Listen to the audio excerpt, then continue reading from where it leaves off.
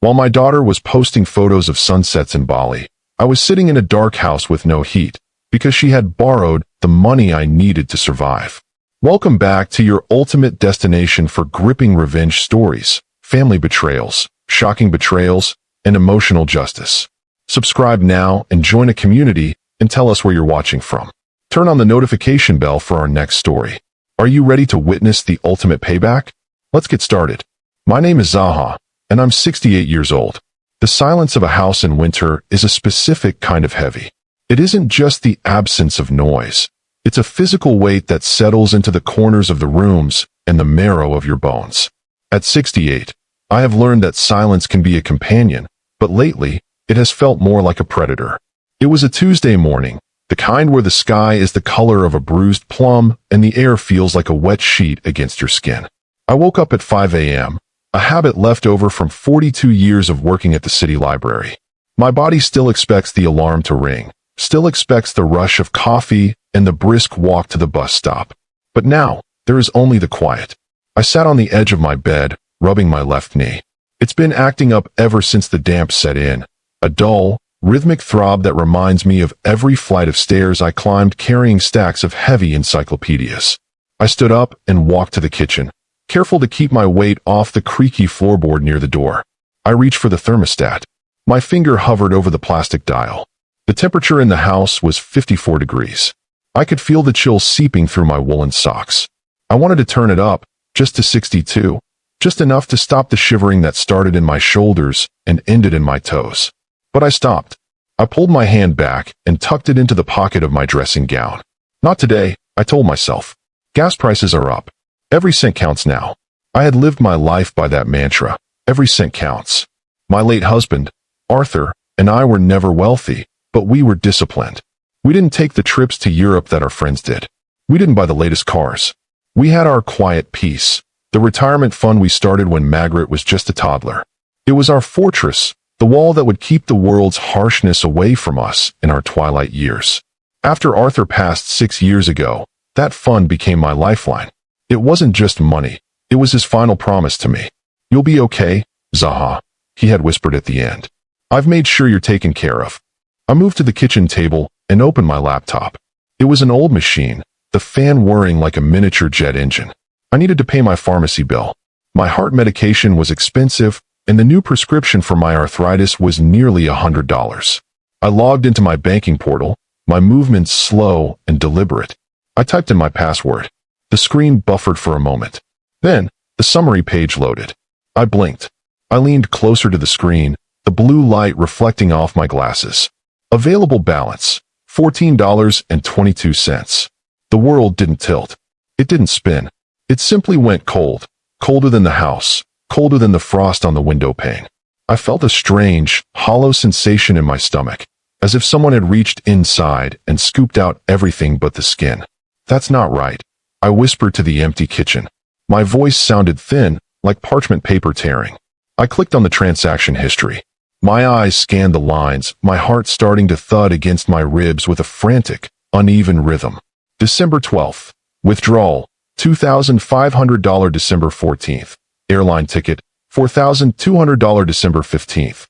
Luxury resort, Maldives, $8,000 December 18th.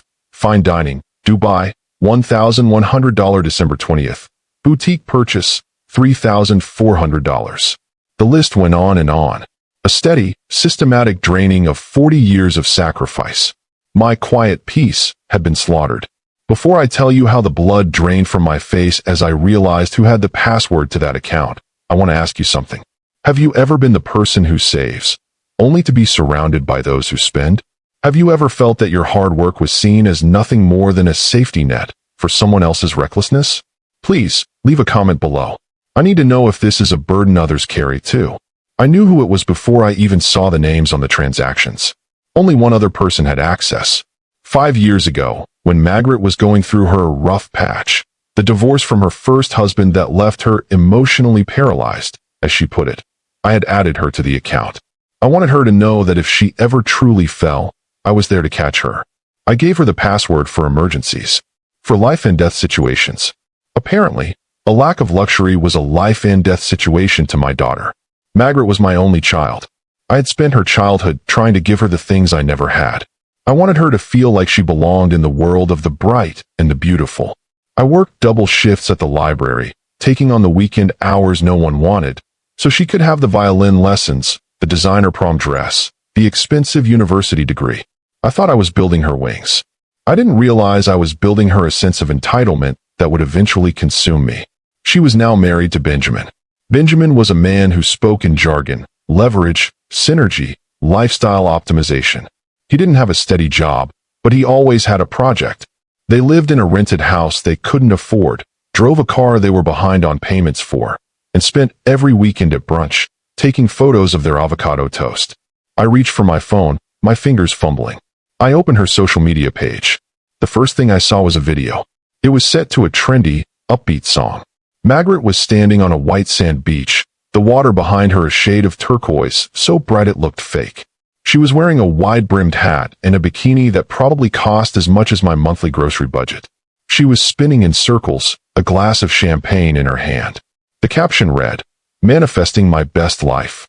Sometimes you just have to say yes to the universe and worry about the details later. Clinking glasses, palm tree, #island soul, #no regrets, #travel blogger life. Benjamin appeared in the next slide, tanned and grinning, holding a platter of grilled lobster. "Living large because we're worth it," he had commented. I looked at the lobster. I looked at the champagne. Then I looked at my pantry. I had one bag of rice, half a jar of peanut butter, and a single potato. The betrayal didn't come all at once. It came in waves. First, there was the shock, the sheer impossibility that my own blood could do this. Then came the fear, the realization that I had no way to pay my bills, no way to buy my medicine, and no way to heat my home. And finally, there was the anger. It was a slow-burning, white-hot coal in the center of my chest. I didn't call her. I didn't send a frantic text. I knew if I did, she would give me a rehearsed speech about mental health and needing a break. She would tell me she was going to pay it back as soon as Benjamin's latest crypto venture took off. No, I would wait. I spent the next week in a state of survival. I turned the water heater down to the lowest setting. I ate small portions of rice twice a day. I walked to the local food bank, keeping my head down, my face burning with a shame that shouldn't have been mine to carry. I stood in line with people half my age, my hands tucked into my sleeves, feeling the cold wind whip through my coat. "First time?" the volunteer asked, a kind-faced woman with tired eyes. "Yes," I whispered. My check was delayed." She nodded, not believing me but too polite to say so. She handed me a box of pasta and some canned vegetables. "It happens to the best of us, dear. Hang in there." I walked home with the box, the weight of it pulling at my shoulders. When I got inside, the house felt even colder. I sat in the dark to save on electricity, the only light coming from the street lamp outside. I thought about Arthur. I thought about how he used to patch his own work boots with glue so we could put an extra $50 into that account every month. I thought about the staycations we took, pretending the backyard was a private resort just so we wouldn't have to touch the savings. "Life is too short to wait for the right time," Margaret had written. She was right. Life was too short, but it was also too long to live without honor. On the 8th day, the snow began to fall in earnest. It was the day they were scheduled to return. I knew this because I had memorized their itinerary from her vlog updates. I sat in my kitchen, wearing 3 layers of clothing, waiting. I didn't have the tree up. I didn't have a wreath on the door. The house looked abandoned, a gray shell in a white landscape. When the taxi finally pulled into the driveway, the sound of the tires on the gravel felt like a drum roll. I watched through the slats of the blinds. Margaret stepped out, wrapped in a plush, white faux fur coat. She looked radiant. She looked like someone who hadn't spent a single second worrying about where her next meal was coming from. Benjamin followed, lugging 3 oversized suitcases plastered with priority tags. They were laughing. They were talking about the vibe of the islands. They walked up the porch steps, and Margaret didn't even knock. She used her spare key and burst inside. "Mom, we're home. BRR, it's like a freezer in here. Why haven't you got the heat on?" She stood in the hallway, her face glowing, her eyes bright. She looked at me, sitting at the kitchen table in the shadows. "Mom, are you okay? You look tired." I didn't stand up. I didn't offer a hug. I didn't even blink. "I'm not tired, Margaret," I said, my voice echoing in the hollow room. "I'm broke. Benjamin walked in behind her, dropping a suitcase with a heavy thump. Hey ZAHA. Man, it's good to be back in the land of the living. Hey, did you see the photos? We got some incredible engagement on the Dubai Sunset post. I looked at him. I looked at his expensive sneakers. Then I looked at Margaret. I saw the photos, I said. I saw every single one of them. And I saw the bank statement that paid for them. The laughter died in the room. It didn't just fade. It vanished, replaced by a sudden, jagged tension. Margaret's smile faltered. She glanced at Benjamin, then back at me. She started to do that thing she always did when she was caught. She began to fidget with her hair, her eyes darting around the room, looking for an exit. Oh, the account, she said, her voice jumping an octave. Yeah, look, Mom, I was going to talk to you about that. It was just, things got a little more expensive than we thought, and Benjamin's investor meeting got pushed back, and we really needed this reset for our marriage. You took $48,000, Margaret, I said. In 3 weeks. It was an investment in our brand. Benjamin chimed in, stepping forward as if he were presenting a slide deck. ZAHA, you have to understand the economy of attention. Those photos, that content, it's going to bring in sponsors. We'll pay you back with interest by March. It's basically just an early inheritance, right? I felt a coldness settle over me that no heater could ever fix. An early inheritance. They were already treating me like I was dead. I reached into my pocket and pulled out a small, beaded elephant, the same one Margaret had sent me a picture of, saying she'd bought it for me. It was sitting on the table. She must have dropped it there when she walked in. This is my inheritance, I asked, picking up the cheap toy. 40 years of my life for a $5 trinket. Mom, don't be like that, Margaret said, her eyes welling with vlog-ready tears. We're family. You always said you wanted me to be happy. Are you really going to ruin our homecoming over some money? I stood up then. My knee screamed in pain, but I ignored it. I walked toward them, and for the first time in her life, Margaret actually backed away from me. I didn't say I was going to ruin your homecoming, Margaret. I said, my voice a whisper that felt like a scream. I said I was broke. And because I am broke, I can't afford the property taxes on this house. I can't afford the heat. And I certainly can't afford to support 2 grown adults who think my life's work is their personal slush fund. I looked at Benjamin. And since you're so big on investments, Benjamin, you'll appreciate my next move. Because I've decided to diversify my assets. What does that mean? Margaret asked, her voice trembling. It means, I said, pointing to the door, that this is no longer a home for people who steal from the elderly. You have 10 minutes to take those suitcases and get out of my house. The silence that followed my demand was so thick it felt physical, a wall of unsaid things and sudden, sharp realizations. Margaret stood paralyzed, her hand still clutching the lapel of her white faux fur coat, looking at me as if I had suddenly sprouted horns.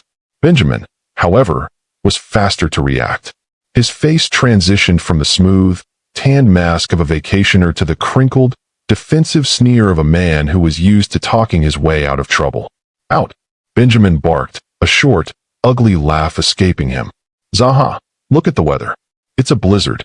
You're going to kick your daughter out into a snowstorm over a misunderstanding about a savings account. That's cold, even for you. A misunderstanding? I asked, my voice rising for the first time.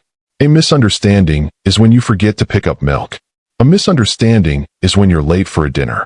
$48,000 is a heist, Benjamin. You didn't misunderstand my password.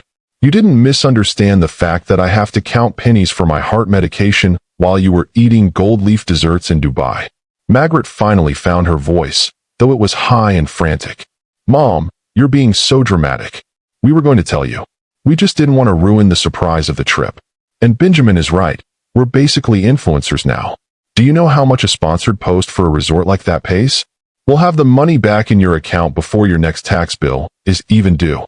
I looked at my daughter, the girl I had rocked to sleep, the girl whose scraped knees I had kissed, the woman I had sacrificed every luxury for, and I felt a profound sense of failure. Not her failure. Mine. I had failed to teach her that the world was not her mirror. With what money, Margaret? I asked quietly. Benjamin hasn't had a paycheck in 18 months. Your brand has 3,000 followers, half of whom are bots. You didn't go on a business trip. You went on a spree. You went on a final, desperate grab at a life you haven't earned. That's uncalled for, Benjamin snapped, stepping toward me. He was taller than me, and in his anger, he tried to use that height to intimidate. We are trying to build a future. You're just clinging to the past. That money was just sitting there, losing value to inflation. We put it to work. We created content that will last forever. Content doesn't pay for my lisinopril. I whispered, my heart beginning to hammer painfully against my ribs. Content doesn't keep the pipes from freezing in this house. I walked to the kitchen counter and picked up a stack of papers I had prepared. They were printed bank statements with the luxury withdrawals highlighted in a neon yellow marker that looked like a scream on the page. I tossed them onto the table. I want you to look at these, I commanded. Look at the dates. On December 18th, you spent $1,100 on dinner. That was the same day I went to the pharmacy and had to put back my arthritis cream because I didn't have enough in my checking account to cover both the pills and the cream. While you were experiencing the culture, I was choosing between being able to breathe and being able to walk without pain. Margaret glanced at the papers, then looked away, her face flushing a deep, guilty red. But the guilt didn't lead to an apology. It led to more defensiveness. How was I supposed to know you were low on cash? She cried. You always told me you were fine. You always said Dad left you plenty. You're the one who kept the secret, Mom. If you were struggling, you should have said something instead of letting us go on our trip thinking everything was okay. The sheer, breathtaking lack of logic made me dizzy. I was fine, Margaret. I was fine until you took the money. You didn't ask. You didn't check. You just reached into my life and took the foundation out from under me. Before I tell you the specific thing Benjamin said next, the thing that finally snapped the last thread of my patience, I want to ask you a question. Have you ever dealt with a gaslighter? Someone who does something terrible to you and then tries to make it your fault for how you reacted? Tell me about that moment of realization in the comments. It's the most isolating feeling in the world until you realize others have been through it too. Benjamin sighed, a long, theatrical sound of exasperation. Look, ZAHA. Clearly, you're in an emotional state. We'll go to a hotel for tonight, even though we can't really afford it now because you're being so rigid. But tomorrow, we need to sit down and talk about equity. This house is half Margaret's anyway, eventually. We were thinking of taking out a home equity line of credit to bridge the gap until the sponsorships kick in. It's the smart play. I felt a coldness settle over me that was deeper than any winter frost. The house. They were already measuring the drapes for my funeral. They weren't just taking my savings. They were eyeing the very roof over my head. The smart play? I asked. Benjamin, you have no job, no credit, and now, no mother-in-law. You aren't taking a line of credit out on anything. And Margaret, this house is not half yours. It is 100% mine, and it will remain so until I am buried in the ground next to your father. And if I hear one more word about equity, I will call the police and report the $48,000 as a criminal theft. Margaret gasped, her eyes widening. You wouldn't put your own daughter in jail. Try me, I said. I've spent the last week eating canned beans and sitting in the dark, Margaret. I have discovered that I am much stronger and much meaner than you ever gave me credit for. I have nothing left to lose. Can you say the same? Benjamin sensed the shift. He saw that the sweet old librarian was gone. He reached for the handle of the largest suitcase. Fine, if that's how you want to play it. But don't come crying to us when you're lonely and the pipes burst because you're too stubborn to let us help you manage your assets. Out, I said, pointing to the door. Margaret began to sob, that loud, performative wailing she had used since she was a toddler to get her way. It's Christmas, Mom. How can you do this at Christmas? Christmas was 2 days ago, Margaret, I said. You spent it in a villa. I spent it at the food bank. You've already had your Christmas. Now, you're going to have your New Year. And it's going to be a very, very different year than the one you planned. They retreated. It wasn't a dignified exit. Benjamin struggled with the heavy bags, cursing as they caught on the doorframe. Margaret followed him, her faux fur coat trailing in the slush on the porch, her face a mask of tear-streaked indignation. I watched through the window as they climbed back into the taxi. They sat in the back seat, silhouettes against the falling snow, and I wondered if they were even talking to each other, or if they were already blaming each other for the fact that their ATM had finally run dry. When the red taillights of the taxi disappeared around the corner, I didn't feel triumphant. I didn't feel happy. I felt like a hollowed-out tree. I walked back to the kitchen table and sat down in the dark. I picked up the little beaded elephant. I looked at the intricate work, the tiny blue beads stitched into the shape of an animal that was supposed to represent wisdom and memory. Wisdom, I whispered.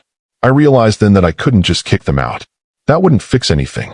They would just find another victim, another investment, another way to avoid the reality of their lives. If I wanted to save my daughter, truly save her, I had to do more than just set a boundary. I had to let her feel the weight of the world she had created. I stood up, my joints cracking in the cold. I went to the hallway closet and pulled out the old file box where I kept the deeds and the legal papers. Arthur and I had set up a trust years ago, one that was meant to protect Margaret from her own worst impulses. I hadn't looked at it since he died. I opened the folder. The paper was yellowed at the edges. I read through the clauses, my eyes scanning the legal jargon. There it was, the moral obligation clause. Arthur had been a cautious man, a man who knew his daughter better than I wanted to admit. I realized I held a weapon in my hands. Not a weapon to destroy her, but a weapon to dismantle the version of her that had stolen my life. I spent the rest of the night writing. I wrote a letter to my lawyer. I wrote a list of conditions. And then, I wrote a letter to Margaret. I knew they would be back. They had nowhere else to go. Their credit cards were likely maxed out, their sponsored dreams were a fantasy, and the hotel Benjamin mentioned was a bluff. They would be back within 48 hours, begging for forgiveness, once the cold reality of the world hit them. And when they came back, they wouldn't find their mother. They would find the librarian. And I was going to teach them a lesson that wasn't found in any book. I looked at the clock. It was 3 a.m. I went to the kitchen and turned on the stove. I didn't have much, but I had a single bag of tea and a crust of bread. I ate it slowly, savoring every bite, every swallow. I was 68 years old, my retirement was gone, and my house was freezing. But for the first time in 6 years, I wasn't afraid. I was focused. You wanted to say yes to the universe, Margaret, I said to the empty room.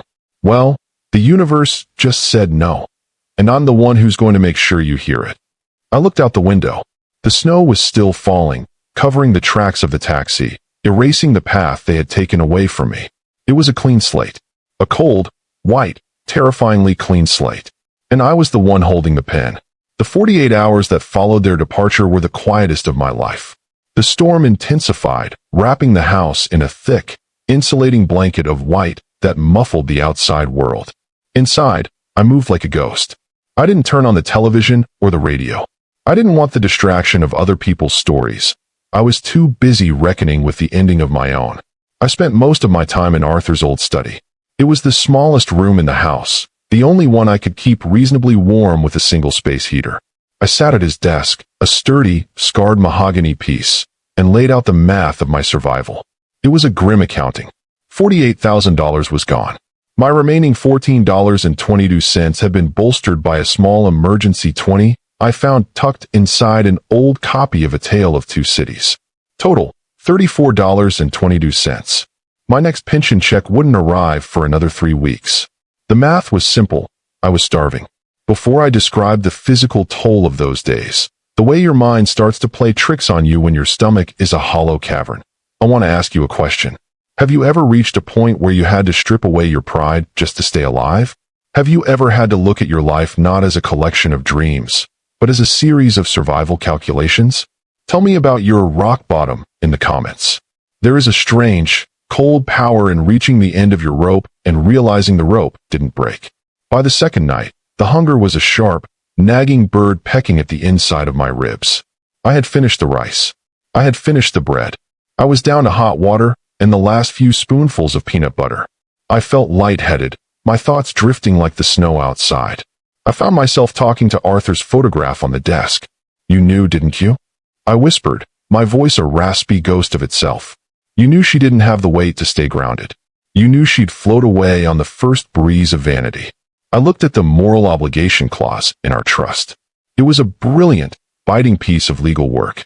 It stated that if Margaret ever acted in a way that fundamentally endangered the physical or financial well-being of the surviving parent, her status as a beneficiary would be suspended until she had performed a period of restorative labor. Arthur hadn't been cynical, he had been a realist. He knew that some people only learn the value of a dollar when they have to earn it with their own blistered hands. On the morning of the third day, the gravel in the driveway crunched. I didn't even have to look. I knew the sound. It wasn't a taxi this time. It was a tow truck. I watched from the window as Benjamin's prized luxury sedan, the one he was 4 months behind on payments for, was hooked up and dragged away through the snow. He and Margaret stood on the curb, looking small and defeated. They were carrying their suitcases. Their influencer clothes looked ridiculous in the harsh, gray light of a real winter. Margaret's white fur coat was stained with gray slush. They walked toward the porch. They didn't burst in this time. Margaret knocked. It was a soft, hesitant sound. I waited. I let them stand in the wind for a full minute. Then, I opened the door. They looked terrible. Benjamin's tan had turned a sickly, sallow yellow. Margaret's eyes were bloodshot and swollen. The bravado of 48 hours ago had been frozen out of them. "Mom," Margaret whispered, her teeth chattering. "The hotel, they wouldn't take our card. It was declined. We've been sitting in the 24-hour diner for 6 hours. We have nowhere else. Please." Benjamin didn't look at me. He was staring at his boots. "They took the car, ZAHA. It's all gone."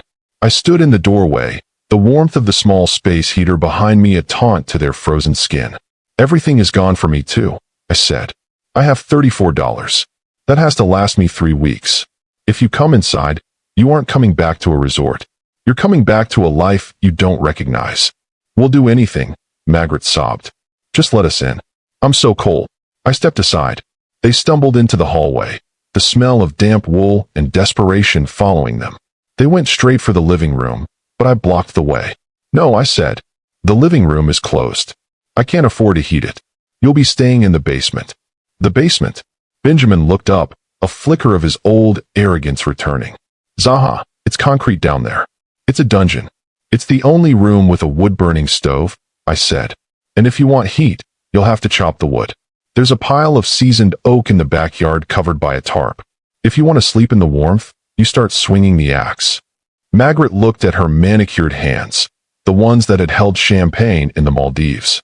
"Mom, you can't be serious." "I have never been more serious in my 68 years, I said. "Margaret, you didn't just spend my money. You spent my peace. You spent my health. If you want a roof and a fire, you earn it." "Benjamin, the axe is in the shed." "Margaret, the basement needs to be cleared out to make room for your cots. There are 40 years of my life down there in boxes. You're going to catalog them. Every book, every record, every memory. You're going to see exactly what I saved while you were spending." They were too broken to argue. Benjamin went to the shed. I watched through the window as he struggled with the axe. He hit the wood at the wrong angle, the vibration traveling up his arms, making him wince. He was a man who had lived in synergy and leverage, and now he was being forced to deal with physics and friction. It was a beautiful, brutal sight. Margaret went to the basement. I followed her down. The air was thick with the scent of cedar and old paper. I sat on the bottom step, wrapped in my blankets, and watched her. "Start with that box," I said, pointing to a heavy carton labeled 1985 to 1990. She opened it. Inside were the ledgers from the library where I had worked. Not the official ones, but my personal notebooks where I tracked every penny we saved. "Read it out loud," I commanded. Margaret hesitated, then began to read in a small, shaky voice. "October 1986. Skipped anniversary dinner. Put $40 into Margaret's college fund. Repaired Arthur's coat with patches instead of buying a new one." She stopped, her throat hitching. "Keep going," I said. "December 1987. Bonus from library, $100. Spent $10 on Margaret's Christmas doll. $90 to the Quiet Peace account." Margaret reached into the box and pulled out the doll, the very one mentioned in the ledger. It was a simple rag doll with yarn hair, its face faded but its heart still intact. She held it for a moment, her fingers tracing the stitching. "I remember this," she whispered. "I love this doll. I thought it was the most expensive thing in the world." "It was," I said, "because it was bought with the only $10 we had that wasn't spoken for by the future. You see, Margaret, every luxury you had as a child was a withdrawal from a bank account of sacrifice. You just never saw the ledger." For the next 4 hours, she read. She read about the skipped vacations. She read about the dental bills we paid in cash, so we wouldn't have to touch the interest. She read about the Quiet Peace fund growing, dollar by agonizing dollar, over 4 decades. By the time she reached the box labeled 2024, she was shaking. She pulled out a medical bill from 3 months ago, the one for my heart checkup. "Mom, this bill says overdue," she said, her voice barely audible. "Yes," I said. "Because the day I went to pay it was the day the account was emptied. I had to choose between the doctor and the grocery store. I chose the groceries. But then the groceries ran out too." Margaret dropped the paper as if it had burned her. She looked around the basement, the concrete walls, the boxes of a life lived for someone else. And she finally, truly saw me. She didn't see the safety net. She saw the person. "I'm a thief," she whispered. "No," I said. "You're a daughter who forgot that her mother was a human being. A thief just takes things. A daughter who does this, she takes the meaning out of the work. You made my 40 years of labor feel like a waste of time, Margaret. That's the real debt." Benjamin came down then, his face smudged with dirt, his hands raw and red. He had a small bundle of wood. He looked exhausted, his expensive linen shirt ruined by sweat and bark. "I got the fire going," he said, his voice flat. It's warm now." "Good," I said. "Because dinner is served." I led them up to the kitchen. I set 3 bowls on the table. In each bowl was a small portion of plain white rice and a single slice of canned beet I had found in the back of the pantry. Benjamin looked at the bowl. He looked at me. He didn't say a word about fine dining. He didn't mention lobster. He picked up his spoon and ate every single grain of rice, as if it were the finest caviar in the world. "Tomorrow," I said, "we begin the restitution." "How?" Benjamin asked. "We don't have the 48,000, ZAHA. We don't even have $48. You have hands," I said. "And you have time. There's an old farmhouse 2 miles down the road. Mr. Henderson is 80 and can't manage his livestock anymore. I called him this morning. He needs help mucking out the barns and hauling feed. It pays $10 an hour, cash. You'll start at 6 a.m. Benjamin's jaw tightened. "Mucking barns? ZAHA, I have an MBA. Then you should be very good at calculating how many hours of mucking it takes to pay back $48,000, I said. "Margaret, you'll be going with him. Mr. Henderson's wife needs help with the house and the laundry. It's hard work. It's heavy work. And every cent you earn comes to me."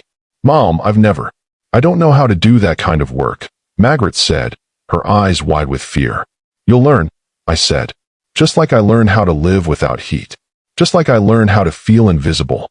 You wanted to experience the real world, Margaret. Welcome to it. It's cold, it's dirty, and it doesn't care about your followers." That night, I slept in my bed with 3 blankets. Downstairs, I could hear the crackle of the wood stove and the low, hushed murmurs of my daughter and her husband. They weren't fighting. They were talking, really talking, for the first time in years. I lay there in the dark, my heart rhythm steady for the first time in a week. I knew I was being hard. I knew I was being mean. But as I looked at the moon through the frosted window, I realized that I wasn't just recovering my money. I was recovering my daughter. I was teaching her that a reset doesn't happen on a beach. It happens in the mud. It happens in the accountability. It happens when you finally realize that the most expensive things in life, love, trust, and a mother's peace, can't be bought with someone else's credit card. Before I tell you about the grueling weeks that followed, the moment Benjamin almost quit, and the day Margaret finally broke down in the mud, I want to ask you something. Do you believe in tough love? Is there a point where you have to be the villain in your child's story so they can finally become the hero of their own? Drop a yes or no in the comments. I wrestled with this every night as I listened to them shivering in the basement. The next morning, the alarm went off at 5 a.m. I didn't have to go into their room to wake them. I heard the floorboards creak. I heard the back door open. I watched through the window as they walked down the snowy driveway, huddled together against the wind, heading toward the farmhouse. They were walking. They were working. They were finally, slowly, paying the debt. But as I watched them disappear into the gray morning light, I knew that the hardest part was still to come. Because the money was just the beginning. The real debt was the trust. And that was a currency that was much harder to earn. The first week of January was a relentless, freezing blur. Every morning at 5:30 a.m., the floorboards in the kitchen would groan, a sound that used to make me anxious, but now felt like the first notes of a symphony of accountability. Margaret and Benjamin would shuffle into the kitchen, their faces pale, their eyes heavy with the kind of exhaustion that sleep cannot fix. They ate what I gave them, oatmeal made with water, or a single piece of dry toast. Gone were the days of lattes and avocado toast. They drank black coffee from my old, chipped mugs, standing in silence before heading out into the biting wind to walk the 2 miles to Mr. Henderson's farm. I watched them from the window. Benjamin's designer parka was now stained with the yellow grime of hay and manure. Margaret's expensive gloves had holes in the fingertips. They looked like the very people they used to mock from the windows of their luxury cars. But by the 10th day, the cracks began to show. I was sitting in the study, cataloging my own small victories. I had managed to pay the heating bill with the first $100 they brought home when the front door slammed. It wasn't the hesitant, tired entrance of the past week. It was a violent, angry sound. Benjamin stormed into the study, his face flushed a dark, bruised red. He was covered in mud and smelling of the barn. He threw a crumpled ball of $5 bills onto the desk. "I'm done," he rasped, his voice cracking with fury. "I'm an MBA, ZAHA. I spent 10 hours today shoveling frozen cow dung and hauling feed bags in a barn that's basically a wind tunnel. I've made $60. $60. Do you know how long it will take to pay you back $48,000 at this rate? 7,000 hours. It's a life sentence." Margaret followed him in, looking even worse.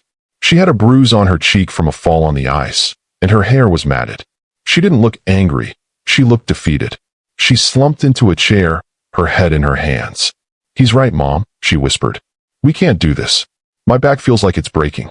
Every muscle in my body screams. Mr. Henderson is a cruel man. He doesn't let us sit for a minute. Is this what you want? To see us break?" I looked at them. I felt a flicker of the old maternal urge, the one that wanted to pull them to my chest, give them a warm bath, and tell them it was okay. I had to kill that urge. I had to be the stone. "You aren't breaking," I said, my voice cool and level. "You're just feeling the weight of what you spent. You spent $48,000 in 3 weeks. That wasn't just money, Benjamin. That was 48,000 hours of my life. It was 48,000 moments where I chose your future over my present. Why is it a tragedy when you have to work for it? But it was just equity when I did." "It's not the same," Benjamin shouted. "You chose that life. You chose to be a librarian. We were trying to scale. We were trying to build a platform built on sand," I countered. "And now the tide has come in. You aren't shoveling manure for Mr. Henderson. You're shoveling the lies you told yourselves. You're cleaning out the rot of your own entitlement. Before I tell you the ultimatum Benjamin gave me next, the moment he tried to take Margaret away, I want to ask you something. Have you ever had to watch someone you love go through unnecessary pain? Have you ever had to hold the line even when they were crying, because you knew that if you gave in, they would never truly grow? This is the hardest part of being a parent. Let me know in the comments. Would you have let them quit?" Benjamin leaned over the desk, his shadow looming large. "We're leaving, Margaret. Tonight. We'll find a shelter, we'll go to the city, we'll find someone who actually understands the value of our ideas. We aren't your slaves, ZAHA." Margaret looked up. For a second, I saw the old Margaret flicker in her eyes. The one who wanted the easy exit. The one who wanted to run toward the next bright, shiny distraction. "Go then," I said, leaning back. "The door's right there.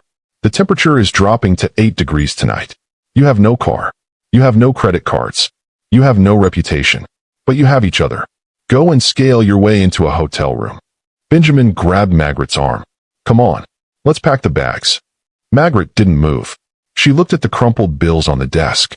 She looked at the ledger I had left open, the one from 1987. Then she looked at me. She saw the way I was holding my chest, the way my hand trembled near my heart. She saw the reality of my 68 years. "No," she said. Her voice was small, but it was firm. "What?" Benjamin snapped.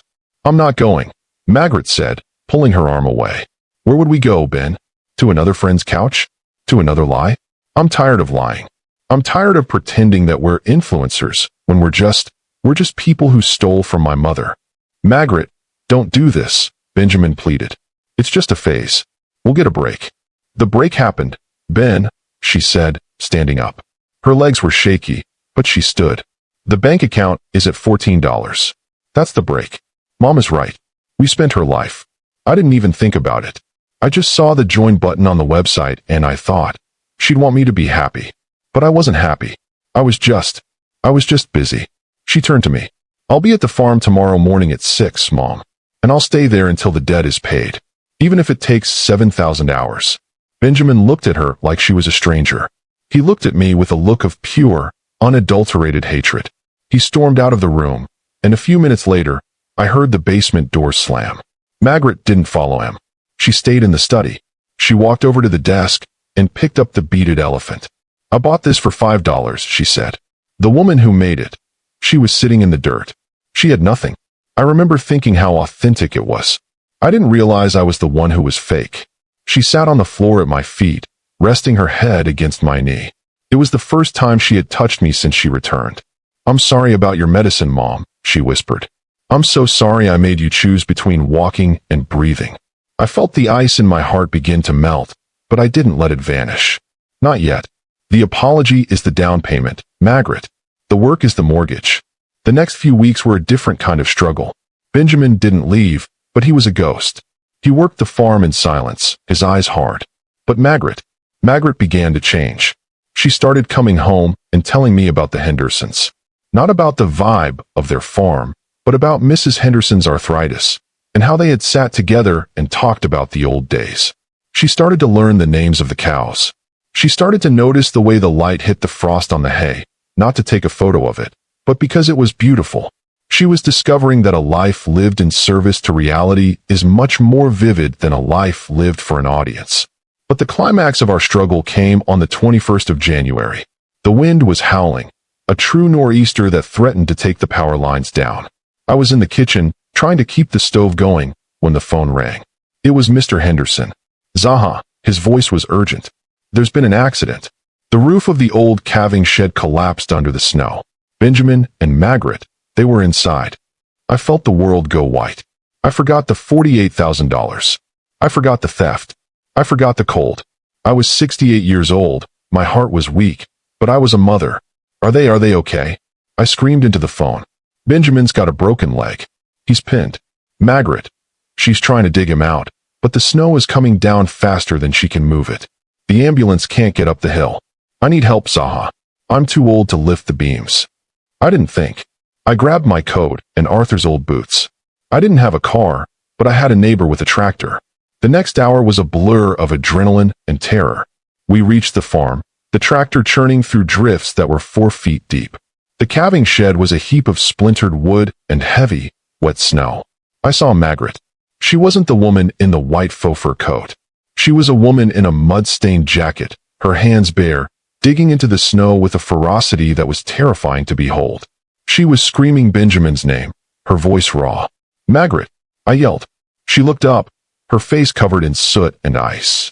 "Mom, he's under the beam. I can't move it. I can't lose him, Mom. I can't let this be how it ends." I didn't have the strength to lift a beam, but I had the wisdom. I showed the neighbor where to hook the chains from the tractor. I directed the leverage, the real kind of leverage. As the tractor groaned and the beam shifted, Margaret dived into the hole. She didn't care about the danger. She didn't care about her brand. She dragged Benjamin out by his shoulders, her face contorted with effort, until they were both clear of the wreckage. They lay there in the snow, huddled together, gasping for air. I stood over them, the snow falling on my gray hair, my heart thudding in my chest like a trapped bird. Benjamin looked up at me. He was in pain, his leg twisted at an unnatural angle. But for the first time, his eyes weren't hard. They were wet with tears. "ZAHA," he wheezed. I'm sorry. I'm so sorry." I knelt in the snow. Ignore the pain in my knees. Ignore the cold. I took his hand, and I took Margaret's. "The debt is paid," I whispered. "No," Margaret sobbed, clutching my hand. "It's not. We haven't even given you back 10%. You gave me back my daughter," I said, pulling her into a hug that smelled of wet earth and survival. The rest is just numbers. We'll find a way." The ambulance finally arrived, its blue lights reflecting off the snow like stars. As they loaded Benjamin into the back, Margaret refused to leave his side. But before the doors closed, she looked at me. "I'm coming home tomorrow, Mom," she said. "To the basement. To the work. I'm not done yet." I stood in the driveway of the Henderson farm, watching the ambulance pull away. I was 68 years old. I had no money, and my house was still cold. But as I looked at the sunrise beginning to break over the horizon, I felt a warmth that had nothing to do with a furnace. We had survived the collapse, and in the ruins of their vanity, we had found the foundation of our family. Should I proceed with the final act? Act 5, The Harvest of Humble Beginnings. Recovery is not a straight line. It is a slow, often painful climb. The months that followed the collapse of the calving shed were the hardest of our lives, yet they were the most honest. Benjamin's leg required surgery, and for a while, the medical bill seemed like a mountain we would never summit. But something had shifted in the basement of my cottage. The anger that had poisoned the air was replaced by a quiet, industrious hum. Because Benjamin couldn't work the farm, he sat at Arthur's old mahogany desk. But he wasn't looking for synergy or sponsored content. He was using his MBA for something real. He began managing the books for local farmers, helping them navigate the very subsidies and loans he once would have scoffed at. He worked for modest fees, sometimes trading his services for eggs, meat, or firewood. Margaret continued at the Hendersons. She became the daughter Mrs. Henderson never had. She learned how to preserve vegetables, how to mend fences, and how to find peace in the repetitive rhythm of a day well spent. Before I tell you about the evening of our first full-circle dinner, the moment we realized the debt was truly cleared, I want to ask you one final question. Is redemption a destination, or is it the journey itself? Do we ever truly finish paying back the people we've hurt, or is the act of trying the real payment? Let me know in the comments. Your thoughts on forgiveness have kept me going through this story. By late spring, the Quiet Peace account wasn't back to $48,000. It was closer to $5,000. But that $5,000 felt heavier, more substantial, than the $48,000 ever had. Because every dollar in that account was a testament to Margaret and Benjamin's sweat. It was money they had earned $10 at a time. On a warm evening in May, when the scent of lilacs was so thick it felt like a physical presence in the garden, I called them up from the basement. "Dinner is ready," I said. They walked into the dining room. They looked different. Benjamin walked with a slight limp, a permanent reminder of the night the shed collapsed, but he moved with a groundedness he'd never had. Margaret's skin was tan again, but this time it wasn't from a resort. It was the healthy glow of someone who spent her days under the sun, working the earth. I had set the table with the good china. I had cooked a roast with vegetables from the Hendersons' greenhouse. "Mom, what's this for?" Margaret asked, looking at the festive table. "It's not a holiday." "Sit down," I said, smiling. When they were seated, I reached into my pocket and pulled out 2 envelopes. I set one in front of each of them. "What's this?" Benjamin asked, opening his. Inside was a copy of the trust agreement, but I had crossed out the moral obligation clause in red ink. Next to it, I had written, "Fulfilled." "The debt is settled," I said. "ZAHA, no," Benjamin protested. "We still owe you over $30,000. We have the spreadsheet, we're keeping track." "You don't owe me money anymore," I said, reaching across the table to take both of their hands. "You owed me a daughter and a son. You owed me the truth. You've paid that back in full. The rest, the money, keep it. Use it to start your own life. A real life. One with a foundation." Margaret began to cry, but these weren't the tears of a frustrated child. They were the tears of a woman who finally understood the weight of grace. "I don't want to leave, Mom," she whispered. "I like it here. I like the basement. I like the way the house smells when we've spent the day working." "You don't have to leave the basement today," I laughed. "But you don't have to live there as prisoners anymore. You're family. And family doesn't keep a ledger of mistakes once the heart has changed." We ate dinner that night with the windows open, the sounds of the spring evening drifting in. We talked about the future. Benjamin had a lead on a permanent job as an administrator for a local agricultural cooperative. Margaret was thinking about opening a small stand at the farmer's market to sell the preserves she and Mrs. Henderson had made. There were no hashtags. There were no photos taken of the meal. The content was the conversation itself. As the sun set, casting long, golden shadows across the lawn, Margaret stood up and walked to the sideboard. She picked up the little beaded elephant. "I want to keep this," she said.